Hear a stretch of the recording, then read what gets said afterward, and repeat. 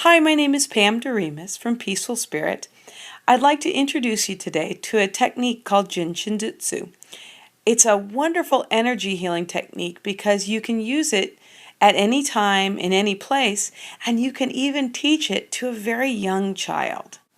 In fact, very many young children use this technique without even knowing it.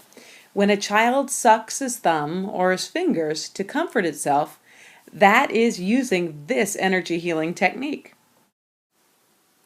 My favorite part about this technique is it can be done anywhere that you have two hands, and just with a little bit of knowledge, it's absolutely free.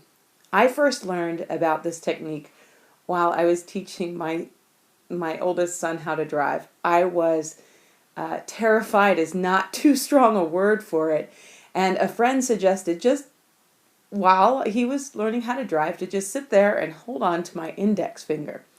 And while I did think she was crazy at the time, I showed up every day and kept teaching him how to drive. Energy runs through your body just like blood does in the blood vessels. In yoga, we say that the prana, the energy, runs through the nadi or the channels, and that this energy is what allows your body to move and be. I find this easiest to understand if I think about my body like a house. The house always has electricity running through it. But if the switches are down or open, that means the lights are off. If the switches are up or the circuit is complete, the lights come on. As you hold each finger, you effectively complete the circuit and help the lights in your body to come on. Each finger is connected through meridians to a specific organ system in your body and thus to an emotion. So if I'm feeling worry, I'm going to hold on to my thumb. I like to remember it through this mnemonic, wildflowers ask silly things. The thumb is worry, index finger is fear, the middle finger is connected to anger, your ring finger is connected to sadness, grief, and guilt, and your pinky is connected to trying to, or low self-esteem. So let's say you're making a YouTube video and you're nervous about it. You don't want to just try to, you want to make it, so you're going to hold on to your pinky finger. So this process is pretty simple. You first need to decide what you're going to work on. So if you're experiencing emotion now, then by all means choose the finger that's attached to that emotion. Or if you're, say, watching a sitcom and you've got a half an hour you're going to sit in front of the TV, just run through all the fingers.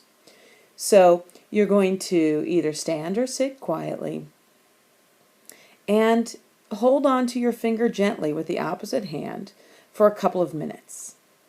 While you're doing this, you want to notice how you feel, kind of what's going on, and you want to breathe. Usually you will begin to feel a pulse either at the top or the bottom of your finger. And gradually the pulse will build and it will fill the entirety of the finger. Now you'll know this is the energy because for most of us our pulse is not strong enough in our hand to feel it anywhere but in the thumb. Sometimes though you're not going to feel a pulse.